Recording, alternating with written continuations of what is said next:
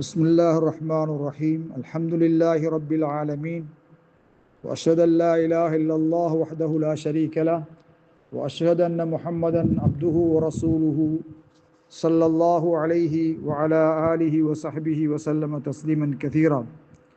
கண்ணியத்துக்குரிய சகோதரர்களே, பெரியார்களே, எல்லாம் வல்ல அல்லாஹு ஜல்ல ஷானுஹு தஆலாவை போற்றியவனாக புகழ்ந்தவனாக நபிகளார் மீது ஸலவாத்தும் ஸலாமும் கூறி இன்றைய பாடத்தை நான் ஆரம்பம் செய்கின்றேன். சகோதரர்களே, ஹல் எல்ஸமுல் முத்தவல்லிஅ அய்யஅஹுத மாஅன் ஜதீதன் உஸ்னைஹி, அங்க சுத்தி செய்பவனுக்கு இரு காதையும் மசூ செய்வதற்கு புதிய நீர் எடுப்பது அவசியமா என்ற கேள்விக்கு சுருக்கமான ஒரு பதில், நாம் லா எல்ஸமு அஹுது மாஅன் ஜதீதில் உஸ்னைனி, இரண்டு காதையும் மசூ செய்வதற்கு புதிய நீர் எடுப்பது அவசியமாகாது.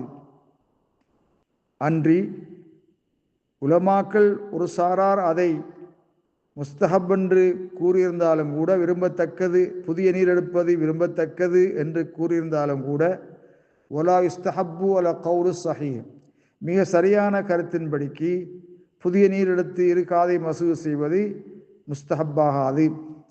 காரணம், லஅன்ன ஜமீஅல் வாசிஃபீன லி உதுவின் நபி அலைஹிஸ்ஸலாத்து வஸ்ஸலாம், நபிகளாருடைய உது சம்பந்தமாக நபிகளார் அங்க சுத்தி செய்ததை வர்ணிக்கக்கூடிய, அது சம்பந்தமாக பேசக்கூடிய சஹாபாக்கள், தாபியங்கள் அனைவருமே லம் எதுகுரு அன்னஹு கான யஅஹுது மாஅன் ஜதீதன் யுஸ்னைஹி, இரண்டு காதை மசூ செய்வதற்கு புதிய நீரை நபிகளார் எடுப்பவர்களாக இருந்தார்கள் என்று கூறவில்லை.